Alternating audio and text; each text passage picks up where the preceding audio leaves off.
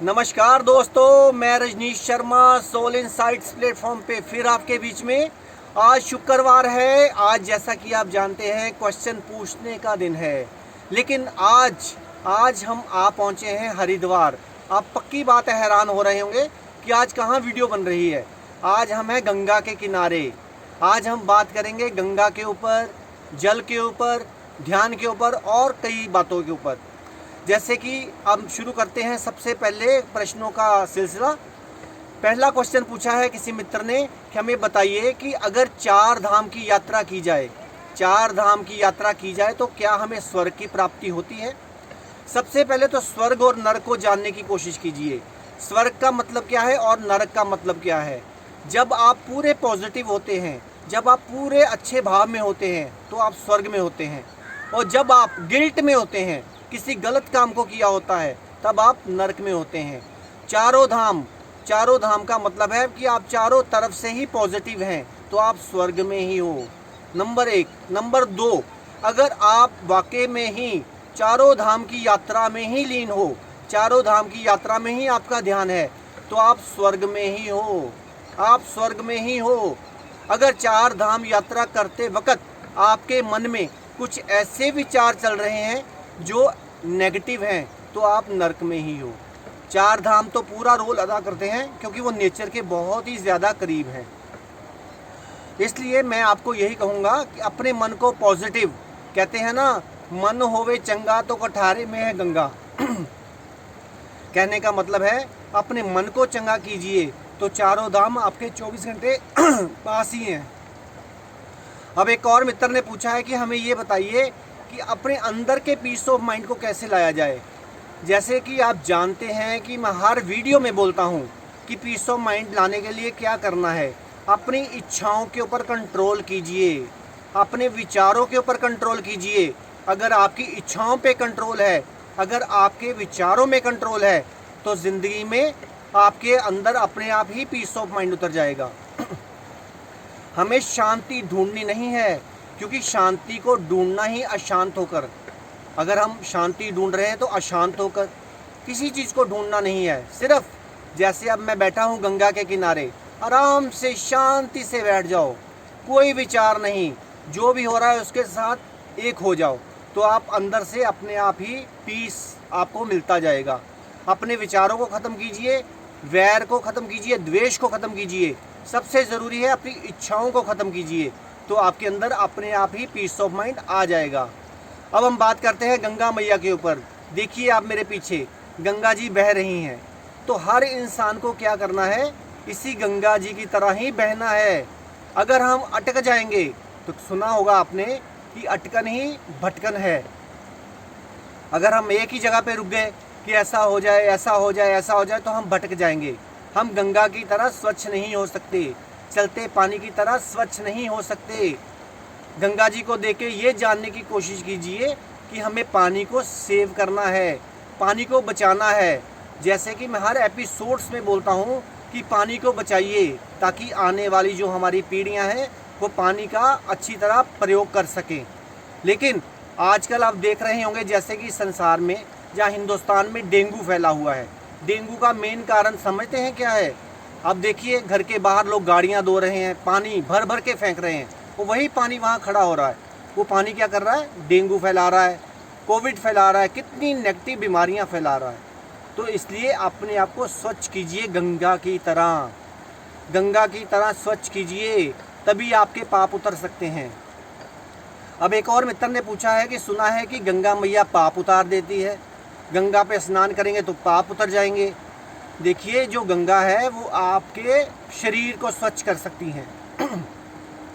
अपने आप को पवित्र करने के लिए तो अपने आप को पवित्र करना पड़ेगा। आप देखिए कुछ लोग कहते हैं कि अब हम गंगा नहाए हम तो पाप उतार आए, लेकिन याद रखिए जब आप गंगा नहाने जाते हो, जब तक आपका मन साफ नहीं है, आपके गंगा मैया पाप नहीं ले सकती। अपने आप को ठीक करेंगे तो गंगा मैया जी आपके पाप उतार सकती हैं। गंगा मैया भी यही कहती हैं कि मेरे पास आओ, मेरे को मिलने आओ, ना कि वहाँ आके देखो अरे भैया समोसे कहाँ अच्छे मिलते हैं, पूड़ी कहाँ अच्छी मिलती है, अरे कुलचे कहाँ अच्छे मिलते हैं। अगर यही सोचते रहोगे अरे जल्दी जल्दी नहाओ यार, नाश्ता करना है, ऑलरेडी लेट हो चुके हैं। तो आप गंगा मैया में स्नान नहीं कर रहे हो, आप अभी भी अपने घर पे हो। मैंने अभी पहले बोला था, मन होवे चंगा तो कठारे में है गंगा। मैं आपको सबको यही कहूँगा, एनवायरनमेंट को क्लीन कीजिए, सारी नदियों को क्लीन कीजिए। अब एक और मित्र ने पूछा है कि हमारे भारतवर्ष में या हमारे कई देशों में इतनी नेगेटिविटी क्यों है। अब देखिए भारत में क्या हो रहा है, इंसान खाना खाता है, गाड़ी में लिफाफा बाहर फेंक देता है, कहीं भी बैठता है कुछ भी फेंक देता है, कहीं भी थूक देता है, कहीं भी सुसु कर देता है। तो आप देखिए जो उस किए गए सुसु से, जहाँ नेगेटिविटी फेंकने से, जहाँ गंदे पेपर फेंकने से नेगेटिविटी उठेगी, वो आकाश में जाएगी, आकाश में जाके फिर आपके ऊपर बरसेगी। तो इसलिए क्या करना है, जितना आप अपने आप को क्लीन कर पाएंगे, अपने आसपास की जगह को क्लीन कर पाएंगे, एनवायरनमेंट को प्यार करेंगे, उतना ही आपके अंदर पीस ऑफ माइंड, आपकी नेगेटिव ऊर्जा खत्म होती जाएगी और पीस ऑफ माइंड बढ़ता जाएगा। अब आप देखिए यहाँ आपको चिड़ियों की आवाज़ें सुनेगी, कोयल की आवाज़ सुनेगी, कितने पक्षियों की आवाज़ सुनेगी। हमें सबको यही प्रण करना है कि इनकी रक्षा करनी है, क्योंकि जब तक इनका संगीत चल रहा है हम दुनिया में हैं, जब इनका संगीत खत्म हो गया तो हमारा भी दुनिया से अंत हो जाएगा। पक्षियों की रक्षा कीजिए, पशुओं की रक्षा कीजिए, और सबसे ज़रूरी गाय की सेवा कीजिए, गाय की रक्षा कीजिए। अब आप सब पूछते होंगे कि मैं भी बोलना शुरू हो गया, गाय की सेवा कीजिए। अरे देखिए, गाय को माता क्यों बोला गया है? गाय की जो आंखें हैं उसमें देखिए, जब इंसान पूरे ध्यान में उतर जाता है और पूरे ध्यान में होता है तो उसकी आंखें भी गाय जैसी हो जाती हैं। गाय के अंदर बहुत पवित्रता है। गाय की सेवा कीजिए, उनको चारा डालिए। ये नहीं गौशाला जाके चारा डालाए, नहीं। कहीं भी कोई असहाय गाय आपको मिलती है, या कोई भी, चाहे बकरी भेड़ कोई भी मिलता है, उसकी पूरी सेवा कीजिए, क्योंकि हम भी इंसान बनने से पहले पशु थे। पशु का मतलब क्या? जो पाश में बंधे हुए थे। तो इसलिए हम अगर पीछे गिर जाएंगे तो पशु बन जाएंगे, अगर अपने इंसान के आगे चले जाएंगे तो देवता बन जाएंगे। अब देवता का मतलब क्या है? जिसके अंदर कोई विचार नहीं, वो बिल्कुल बैलेंस्ड, उसी को देवता बोला गया है। अब ये गंगा जो है, ये संतों की धरती है। जो गंगा है इसीलिए सैक्रेड है, इसीलिए पवित्र है, इसीलिए लोग इसमें फूल डालते हैं। मरने के बाद जो फूल होते हैं इसी में डाले जाते हैं, क्योंकि गंगा मैया उसको डाइल्यूट करके अपने अंदर समा लेती है। और गंगा में इतनी पावर है क्योंकि ऋषि मुनियों ने इतनी भक्ति की है गंगा के किनारे बैठकर। जो इसमें इंसान एक बार नहा लेता है, वो असल में अगर नहा लेता है तो वो जन्म मरण के से मुक्त हो जाता है। अब एक और मित्र ने पूछा है कि मोक्ष क्या है। देखिए, मोक्ष को जो जानना है, मोक्ष है आपके विचारों का बिल्कुल ख़त्म हो जाना। आप बिल्कुल जब बैलेंस्ड हो गए तो आप मोक्ष में ही हो। ये नहीं कि मरने के बाद हमें मोक्ष मिलेगा, आप दुनिया में रहते हुए भी मोक्ष में रह सकते हो। वो कैसे? अपने विचारों को बिल्कुल शून्य कर दीजिए, अपने आप को पूरा बैलेंस्ड कर दीजिए, तो आप मोक्ष में ही हैं।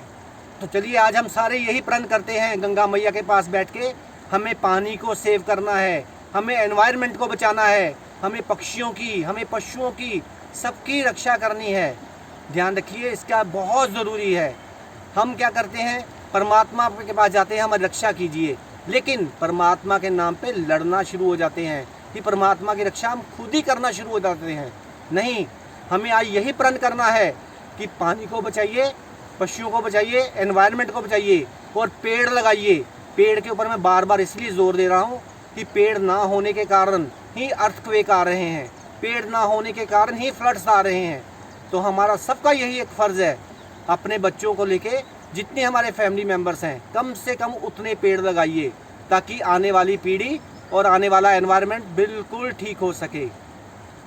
तो चलिए, बहुत लंबी वीडियो बन जाएगी, इसलिए मैं इसको यहीं विराम देता हूँ। आप मेरे चैनल को इसी तरह सब्सक्राइब करते रहिए, सोल इनसाइट्स _RV रजनीश। तब तक आप खुश रहिए, आबाद रहिए, जिंदाबाद रहिए। नमस्कार।